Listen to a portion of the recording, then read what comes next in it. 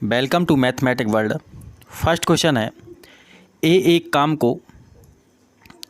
काम को 18 दिन में ख़त्म करता है। बी उसी काम को ए द्वारा लिए गए समय के आधे समय में ख़त्म कर सकता है।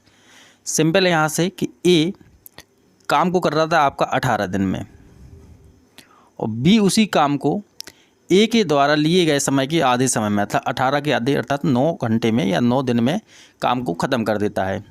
सपोज कर लेते हैं कि काम कितना रहेगा, दोनों का एलसीएम ले लेते तो कितना आ जाएगा आपका 18। 18 से भाग देंगे तो एक बार जाएगा, 9 से भाग देंगे तो कितनी बार जाएगा आपका 2 बार जाएगा। तो ये निकल के यहाँ से इनकी कार्य क्षमता किसकी, ए और बी की। देखिए आगे है, एक साथ काम करके वे दोनों एक दिन में कितना भाग काम ख़त्म करेंगे। तो देखिए दोनों मिलके अर्थात ए का रहा आपका 1 और बी का रहा कितना आपका 2, अर्थात एक काम इनका है और 2 इनका है। तो एक दिन का काम कितना हो जाएगा आपका 3 काम हो गया।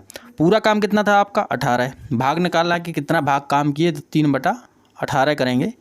तो यहाँ से 3 से इनको कैंसिल कर लेंगे कितने बार में, 6 बार में। तो कितना आ जाएगा आपका 1/6, अर्थात आंसर रहेगा आपका 1/6 भाग काम को ख़त्म कर देंगे एक दिन में।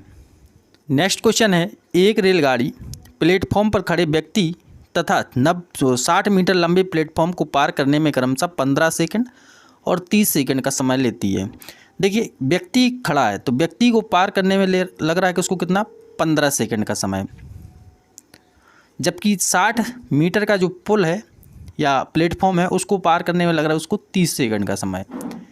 सिंपल सी बात है कि यहाँ व्यक्ति को पार करने में रेलगाड़ी के द्वारा जो चली गई दूरी होगी वह केवल होगी रेलगाड़ी की लंबाई, केवल उसने अपनी लंबाई के बराबर ही यात्रा की होगी, अर्थात लंबाई के बराबर ही उसने ट्रेवल किया होगा।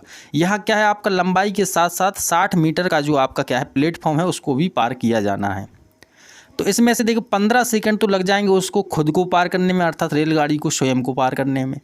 और पूरे सेकंड कितने हैं आपके 30 में से यदि हम 15 ही घटा लेते हैं रेलगाड़ी वाले तो बचे कितने आपके पास 15 सेकंड में ही उसने क्या कर दिया, यहाँ से 60 मीटर लंबा क्या कर दिया प्लेटफॉर्म को पार कर दिया। तो यहाँ से हम क्या निकाल लेते हैं, इसकी गति निकाल लेते हैं, क्योंकि ये लंबाई रही और ये आपका क्या रहा यहाँ से समय रहा। तो सिंपल सा रहेगा 60/15, 15 चौके 60, 4 मीटर प्रति सेकंड में क्या कर लेगा ये 60 मीटर की दूरी को अर्थात प्लेटफॉर्म को पार करेगी रेलगाड़ी।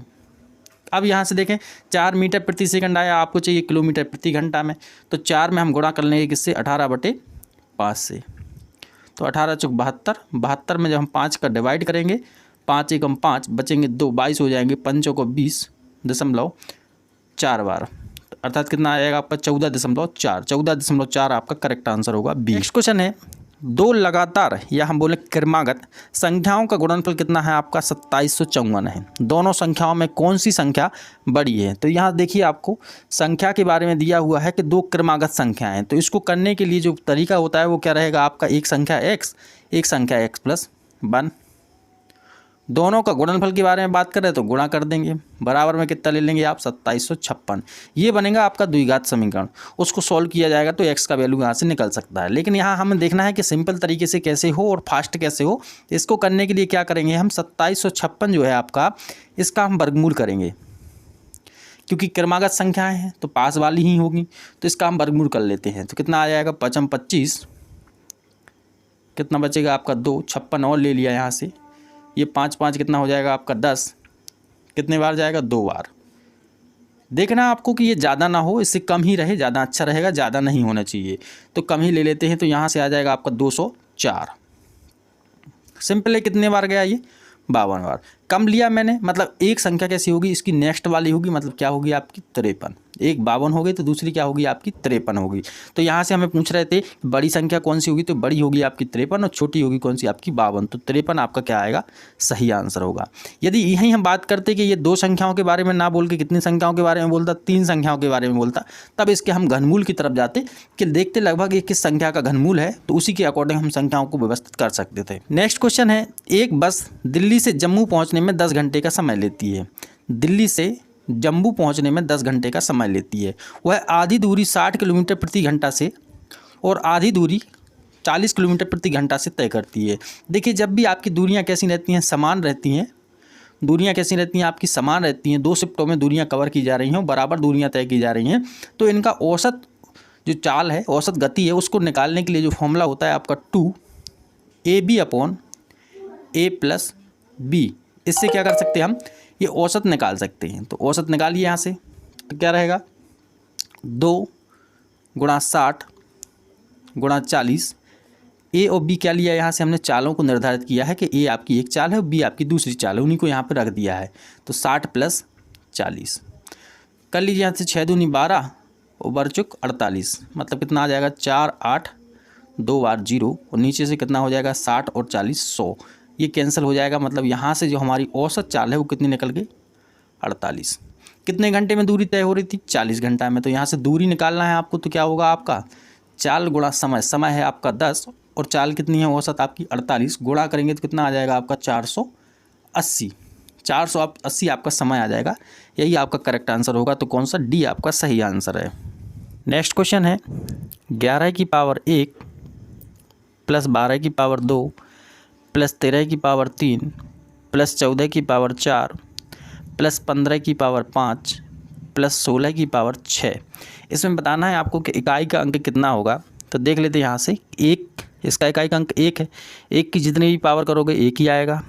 2 की पावर 2 करनी है तो 2 दूनी कितना होता है आपका 4, तो ये 4 हो गया। 3 की पावर 3 करो तो 3 त्रिका 9, 9 तिया 27, इसका इकाई का अंक कितना हो जाएगा 7। 4 की पावर 4 बार करनी है आपको, तो 4 चौके 16, 16 चौके 64, और 64 का 4 में जब आप गुणा करोगे तो कितना आएगा आपका 256। 256 में इकाई का अंक कितना रहेगा आपका 6। 5 की जितनी चाहे पावर करो आप, तो इकाई का अंक हमेशा 5 ही आएगा, तो क्या आएगा आपका 5 ही। 6 की पावर आप जितनी चाहे करिए, इकाई का अंक 6 आएगा, तो हमेशा 6 ही ले लेते हैं इसको। तो ये नंबर है इकाई के अंक वाले, हमने यहाँ पे जोड़ लेना है इनको। 6 5 कितना हो जाता है 11, 11 में इकाई का अंक होता है 1, तो 1 फिर इसमें जोड़ेंगे 6 में तो कितना हो जाएगा 7, 7 7 14, 14 में फिर इकाई का अंक कितना आ जाएगा आपका 4, तो 4 इसमें जोड़ेंगे तो 8, और 1 ये हो गया तो कितने हो गए 9, अर्थात इकाई का अंक जो रहेगा वो आपका कितना आएगा आपका 9 रहेगा। नेक्स्ट क्वेश्चन है, ए किसी काम को 9 दिनों में कर सकता है। तो ए किसी कार्य को 9 दिनों में कर सकता है, ऐसा उन्होंने लिखा है। यदि बी की क्षमता ए से 50% अधिक है। अब यहाँ दिनों के बारे में बात नहीं हो रही, यहाँ क्षमता के बारे में बात हो रही है। तो हम यहीं ले लेते हैं कि 9 का अकेला एलसीएम लेते हैं तो 9 ही रहेगा, लेकिन कुछ इसको इसी का 9 का मल्टीपल यूज कर देते हैं। मल्टीपल यूज कर लेते हैं मतलब 36 हमने यहाँ पे यूज कर लिया। 9 से भाग करेंगे तो कितना आ जाएगा आपका 4। यहाँ रहेगा आपका बी की क्षमता के बारे में लिखा है कि 50% अधिक है क्षमता, मतलब ए की क्षमता जो है वो कितनी है 4 है, तो बी की क्षमता कितनी हो जाएगी 50% अधिक करो, तो 4 का 50% अधिक मतलब 150% करेंगे हम, तो कितना आ जाएगा आपका 15 चौके 60, 600/100, मतलब सिंपल रहेगा। कितना आ गया आपका 50% अधिक करने पर 6 आ गया। तो बी की क्षमता कितनी होगी यहाँ से 6 से 36 में हम भाग करेंगे तो कितने बार में जाएगा आपका 6 बार में। तो यहाँ बी के दिनों की संख्या आ गई, कितनी आ गई यहाँ से 6, अर्थात बी जो है उसी काम को, जिस काम को ए जो है 9 दिनों में कर रहा था, तो बी उसी को कितने में करेगा आपका 6 दिनों में कर सकता है। तो इसका आंसर होगा आपका सी। क्वेश्चन है, 40 छात्रों द्वारा प्राप्त किए गए अंकों का औसत 160 है। तो सिंपल है, 40 छात्र हैं और औसत कितना है आपका 160, तो 160 गुणा 40 करेंगे तो हमें क्या मिल जाएगा, यहाँ से संख्याओं का योग मिल जाएगा, अंकों का योग मिल जाएगा। 16 चौके 64 00, ये हो गया इन संख्याओं का योग।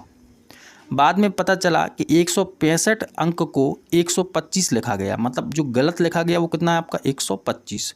सिंपल है, गलत वाले को यहाँ से हम घटा लेते हैं, कितना रहेगा आपका 5 7 2 6, 6275 बचा। लेकिन जो सही वाला अंक था वो 165, तो 165 को इसमें क्या कर लेते हैं हम जोड़ लेते हैं। 5 5 10, 7 6 13, 1 14, 2 1 3 और 1 4, कितना हो जाएगा आपका 6440। ये जो हो गया आपका वो क्या निकल गया आपका सही टोटल आ गया। वापस औसत ज्ञात करना है, मतलब यहाँ से 40 से हमें क्या कर देना है, यहाँ से डिवाइड कर देना, तो 0 से 0 कैंसिल हो जाएगा। 4 से करेंगे तो 4 एकम 4, 4 छिंग 24 और 4 एकम 4, मतलब कितना आ जाएगा आपका 161। तो बी आपका करेक्ट आंसर होगा। नेक्स्ट क्वेश्चन है, 2 व्यक्तियों की मासिक आय 5:3 के अनुपात में है और उनका खर्चा 9:5 के अनुपात में। ये आय है तो इसको x के साथ सपोज कर लेते हैं, ये आपका व्यय है इसको y के साथ सपोज कर लेते हैं। करिए तो क्या रहेगा, यहाँ से 5x इसकी आय रही और 3x इसकी आय रही। इसका खर्चे के बारे में बात करें तो 9y इसका खर्चा हो गया और इसका कितना हो गया आपका 5y हो गया। जब इनको हम आपस में घटा लेंगे तो ये निकल गया जो आपका क्या रहेगा क्रमशः बचत रहेगी। क्या रहेगी ये बचत। तो कर लेते यहाँ से, तो 5x माइनस 9/, बराबर इसका बचत जो आ रहा था पहले वाले का वो कितना था आपका 1300, दूसरे वाले का जो बचत था वो आ रहा था आपका कितना 900। दोनों को आपस में घटाएंगे। घटाने से पहले देख लेते हैं हमें चाहिए क्या है। तो हमें चाहिए उनकी आय चाहिए, अर्थात x वाला टर्म आपको चाहिए, y वाला ख़त्म करना है। तो y वाले को ख़त्म करने के लिए इनको बराबर करेंगे। तो यहाँ 9 है तो 9 में 5 का गुणा कर लेंगे, 45 हो जाएगा। यहाँ 5 है तो इसमें 9 का गुणा करेंगे तो ये भी 45 हो जाएगा, अर्थात ये क्या हो जाएगा आपका कैंसिल हो जाएगा। करिए ज़रा, 5 3 15,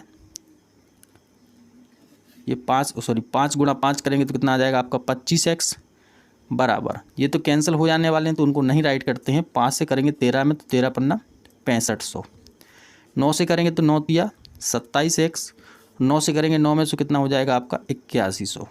इनको आपस में घटा लेते हैं। तो घटाएंगे तो कितना बचेगा यहाँ से 2x, और 8100 में से 6500 जाएगा आपका तो कितना बचेगा 1600। 2 से ये भी कैंसिल कर लेते तो कितना आएगा आपका 800, अर्थात x का वैल्यू आपका 800 आ गया। हमें चाहिए थी इनकी आय। तो पहली आय थी आपकी 5x, 5 में आप 800 से गुणा करेंगे तो 4000 हो जाएगा, और 3 में गुणा करेंगे तो 2400 हो जाएगा। तो एक आंसर रहा आपका 4000, एक 2400। तो 4000 2400 आपका मतलब पहला ऑप्शन जो होगा वो सही हो जाएगा। नेक्स्ट क्वेश्चन है, 9 पुरुष और 24 महिलाएं किसी काम को 8 दिन में करती हैं, अर्थात ये पुरुषों की संख्या दी है जिसे हम मैन बोल सकते हैं, ये महिलाओं की जिसे हम वुमेन बोलेंगे।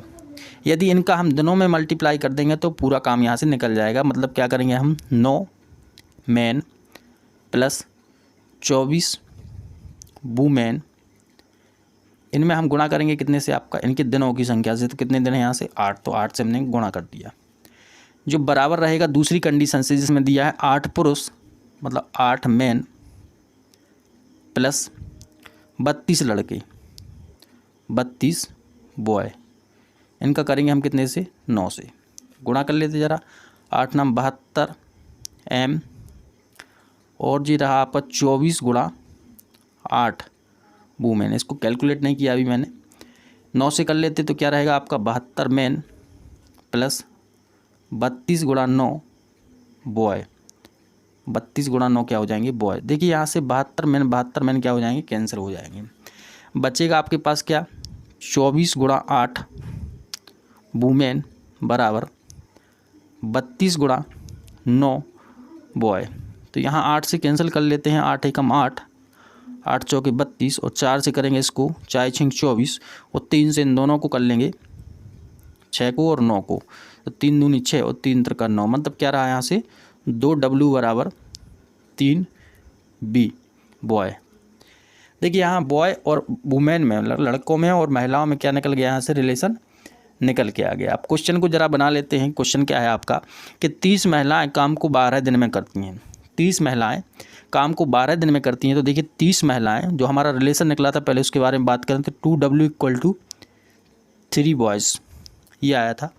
30 महिलाएं 12 दिन में करती हैं, मतलब 30 वुमेन में यदि हम दिनों की संख्या से मल्टीप्लाई कर लेंगे तो ये टोटल लास्ट वाला टोटल वर्क यहाँ से निकल के आ जाएगा। अब इस वुमेन वाले को किस में बदल देते हैं हम यहाँ से बॉयज़ में। तो बदलिए, कुल काम है आपका जो लास्ट में कराया जाने वाला काम है वो कुल काम आपका यही रहा। देखिए 2 वुमेन कितने के बराबर है 3 बॉयज़ के बराबर हैं। तो 30 वुमेन कितने के बराबर होंगी, जरा इसी को निकाल लेते आप। तो क्या रहेगा यहाँ से 15, देखिए 15 बॉयज़ लिख सकते हैं, और एक बॉयज़ कितने के बराबर है 3, मतलब एक जो आपका वुमेन है वो कितने के बराबर है आपका 3/2 बॉयज़ के, लिख लिया यहाँ से मल्टीप्लाई बाय 12। ये रहा आपका, हमने इनको वुमेन्स को किस में बदल दिया यहाँ से बॉयज़ में बदल दिया, मतलब औरतों को किस में बदल दिया हमने लड़कों में बदल दिया है। ये लड़कों के हिसाब से कुल काम हो गया। इस काम को कराना कितने दिनों में है तो 18 दिनों में कराना। तो 18 से क्या कर देंगे यहाँ से हम डिवाइड कर देंगे। करिए ज़रा 3 18 और 6 दूनी 12, 15 दूनी 30, कितना आ जाएगा आपका 30। नेक्स्ट क्वेश्चन है, एक व्यक्ति 6000 रुपये की एक राशि 5% साधारण ब्याज की दर से जमा करता है। तो देखिए सिंपल सा है, 6000 रुपया है, 5% से करना है। कितने साल की बात कर रहे हैं तो यहाँ देखिए लिखा हुआ है 2 वर्षों के बाद। तो 2 वर्षों का यहाँ से हम निकाल लेते हैं, कितना हो जाएगा 5 दूनी 10 और 10 गुणा 6 कितना हो जाएगा 60, अर्थात कितना हो गया आपका 600 रुपया। पहली कंडीशन का जो ब्याज है वो कितना हो गया आपका 600 रुपया हो गया। दूसरी कंडीशन में बात करते हैं तो 5,000 रुपये की धनराशि या 8% का ब्याज है और चक्रवृद्धि संयोजित किया जाता है। तो हम साधारण ब्याज ही निकालते हैं 5,000 का 8% की दर से 1 साल के लिए। पहले ये हो गया आपका कितना 8 पंचे 40, मतलब कितना आ जाएगा आपका 400 रुपया। पहले साल का भी 400 होगा, दूसरे साल का भी कितना होगा आपका 400 ही होगा, मतलब कुल मिला के कितना हो गया ये आपका 800 रुपया। लेकिन बात करते हैं चक्रवृद्धि संयोजित कैसे होता है, तो दूसरे साल में जो आपका पहले साल का ब्याज होता है उस पर भी एक बार इंटरेस्ट क्या होता है अप्लाई होता है, मतलब हम 400 पे 1 साल का पुनः क्या लगा देते हैं ब्याज लगा देते हैं, कितने परसेंट का आपका 8% का, और 1 साल के लिए अप्लाई कर लेते हैं तो कितना हो जाएगा 8 चौको 32। मतलब चक्रवृद्धि के हिसाब से देखा जाए तो 800 तो लग रहा था साधारण वाला और 32 क्या लग गया आपका चक्रवृद्धि वाला, तो कुल मिला के हो गया आपका 832 और इनका लगा था कुल मिला के कितना आपका 600। जब इसको हम आपस में घटा लेंगे तो कितना बचेगा आपका 232। मतलब दोनों का जो डिफरेंस के बारे में बात कर रहे थे, अंतर के बारे में बात कर रहे थे, तो वो रहेगा आपका 232 रुपया। नेक्स्ट क्वेश्चन है, एक्स ने 25,000 रुपये की पूंजी निवेश करके एक व्यापार शुरू किया। एक्स ने 25,000 रुपये की पूंजी लगाई और व्यापार को शुरू किया। 4 माह के बाद वाई जो है 20,000 रुपये निवेश करके उस व्यापार में शामिल हो गया। ज्ञात करें वर्ष के अंत में उन्हें कितने अनुपात में लाभ मिलेगा। देखिए एक्स ने तो क्या किया था आपका 25,000 रुपया इन्वेस्ट किया, कितने महीने के लिए, तो पूरे 12 महीने की, क्योंकि साल के अंत में हमें ये निकालना था। रेशियो बना लेते हैं। और जो वाई है आपका उसने कितने किए थे आपके 20,000 रुपया इन्वेस्ट किए, लेकिन कब किए 4 माह बाद, मतलब बचे कितने माह है आपके 8 महीनों के लिए। कैलकुलेट कर लेते 3 जीरो से, ये 3 जीरो कैंसिल हो जाएंगे, क्या बचेगा आपका 25 गुणा 12 20 गुणा 8। इसको कैलकुलेट कर लेते हैं तो 5 चौको 20 पचम 25 और 4 से ये कैलकुलेट करेंगे तो कितने बार में 3 बार में, 5 का 3 में गुणा करेंगे तो कितना हो जाएगा आपका 15 और ये कितना है आपका 8। तो मतलब जो लाभ उन्हें जो मिलेगा वो किस रेशियो में मिलेगा आपका 15:8 में, क्योंकि इसी रेशियो में उन्होंने पैसे को क्या किया था इन्वेस्ट किया था, उसी रेशियो में आपका पैसा प्राप्त भी होगा। तो आंसर रहेगा आपका सी। क्वेश्चन है, एक पाइप एक टैंक को 24 घंटे में भर सकता है। तो मान लेते हैं कि पाइप कौन है आपका ए है जो 24 घंटे में इसको भर सक रहा है, लेकिन रिसाव के कारण यह 36 घंटे में भरता है। मतलब जो रिसाव है ये तो चल ही रहा आपका पाइप, उसके साथ साथ एक रिसाव है, सपोज कर लेते बी है, उसके कारण ये 36 घंटे में भरता है। दोनों का लासा ले लेते तो कितना आ जाएगा आपका 72। 36 से 24 से करेंगे तो 3 बार जाएगा, 36 से करेंगे तो 2 बार जाएगा। अब देखें यहाँ पे कि ए की क्षमता कितनी है आपकी 3, लेकिन ए और बी की क्षमता मिला के कितनी हो रही 2। मतलब सिंपल सी बात है कि बी के द्वारा जो काम होगा वो नेगेटिव काम होगा। कैसा होगा नेगेटिव। जरा निकाल लेते हैं तो ए बी में से ए की क्षमता को घटा लेते हैं, अर्थात 2 में से 3 को घटाते हैं तो कितनी क्षमता रहेगी आपकी -1। जो बी है आपका जो रिसाव है उसकी क्षमता कैसी है आपकी 1 है, वो कैसी है -1 है, अर्थात काम कैसा कर रहा है ये विपरीत कार्य कर रहा है। तो वो कह रहा है यदि टैंक आधा भरा है, मतलब 72 नहीं भरा है, कितना भरा है आपका आधा, मतलब 36 भरा है, तो रिसाव से टैंक कितने समय में खाली होगा। सिंपल सी बात है कि एक रिसाव की क्षमता कितनी थी आपकी 1 थी, 36 लीटर पानी इसको बहाना है, तो 1 से करेंगे तो क्या आएगा आपका 36 आएगा, अर्थात 36 घंटे में ही क्या हो जाएगा आपका आधा टैंक खाली हो जाएगा। नेक्स्ट क्वेश्चन है, दो संख्या तीसरी संख्या मान लेते हैं आपकी कि जो थर्ड संख्या है वो थर्ड संख्या कितनी है आपकी 100 है। दो संख्या कैसी हैं, एक तो 20% है और एक 50% है, ना तो ज़्यादा है ना कम है, केवल 20% है। मतलब तो यहाँ से देखें कि पहला नंबर जो आपका रहेगा वो कितना रहेगा 20%, तो 100 का 20% जैसे ही आप निकालोगे तो क्या रहेगा आपका 20 रहेगा। सेकंड नंबर के बारे में बात करें तो सेकंड नंबर कितना है आपका 50%, मतलब 100 का 50% करोगे तो कितना आएगा आपका 50। तो पहली संख्या दूसरी संख्या का कितना प्रतिशत है, ना ज़्यादा है ना कम है, ये नहीं पूछ रहे हैं कितना है, सिंपल है कितना निकालना आपको पहली संख्या, तो पहली संख्या 20% बनाना तो 100 ले लिया हमने, अपॉन में किससे तुलना करना आपको, तो सेकंड वाले नंबर से, तो 50 हमने नीचे ले लिया। 50 से काटेंगे तो 2 बार में ये कैंसिल हो जाएगा और 20 दूनी कितना आ जाएगा आपका 40। तो कितना आंसर आएगा आपका 40% करेक्ट आंसर आएगा, मतलब डी आपका सही आंसर रहेगा। नेक्स्ट क्वेश्चन है, एक्स के पास वाई से दुगुना रुपया है और वाई के पास जेड से 50% अधिक है। तो सिंपल सी बात है कि एक्स के पास है वाई से और वाई के पास है जेड से कुछ ना कुछ पैसा है। तो हम यहाँ जेड सपोज कर लेते कि जेड कितना रहा आपका 100। तो यहाँ देखें वाई के पास जेड से कितना है 50% अधिक, मतलब जेड से 50% अधिक वाई के पास है, मतलब सिंपल सा होगा कितना हो जाएगा 50% अधिक 100 का 50% कितना होगा आपका 50, तो 50 अधिक हो गया तो 150 हो गया। एक्स के पास कितना पैसा होगा फिर 22 से दोगुना, तो 22 से दोगुना करेंगे तो कितना हो जाएगा आपका 300 रुपया। यदि तीनों के पास रुपये का औसत कितना है आपका 110 रुपया है, तीनों के पास जो औसत है, तो औसत निकालते जरा हम अपने हिसाब से, तो ये रहेगा कितना आपका 2 3 5 मतलब 550 रुपया। हमारे हिसाब से जो टोटल रहा वो कितना रहा 550। औसत निकालते हैं तो कितना रहेगा आपका 550 बटा 3 संख्या है तो 3 का डिवाइड कर लेंगे, लेकिन किताब के अनुसार क्वेश्चन के हिसाब से कितना है आपका 110। औसत कितना है आपका 110, तो x की वैल्यू क्या होगी, x कितना है आपका 300, मतलब इस पूरे सिस्टम को 300 बना के देना है, 300 बना के देना है, तो यहाँ 300 ले लेते हैं, इनको उधर भेजते हैं, तो क्या होगा 110 गुणा में 3 आ जाएगा, वो भाग में कितना आएगा आपका 550।